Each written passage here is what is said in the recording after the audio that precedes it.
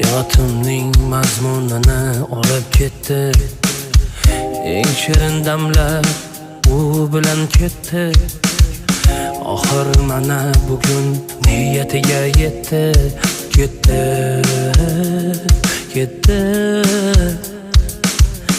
Borolmayman yo'llar uzoq, olis masofalar. Har qadamda bordir tuzoq, qalbim azoblanar.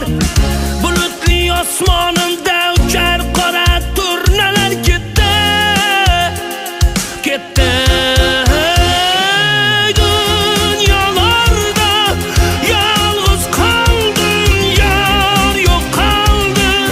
Cho'qsiz yondim, qora bulutlar arasında qoldim men.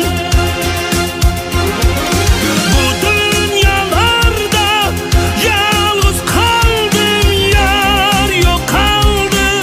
Cho'qsiz yondim, qora bulutlar arasında qoldim men.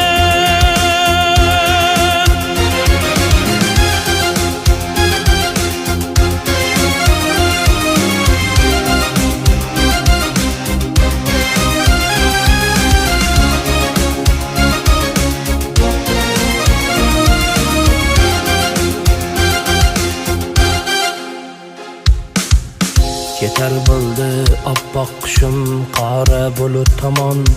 Izlari yo'q joylardan izlarman hamon.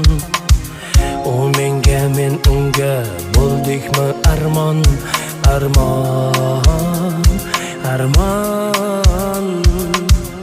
Borolmayman yo'llar uzoq, olis masofalar. Har qadamda bordir tuzoq, qalbim azoblanar.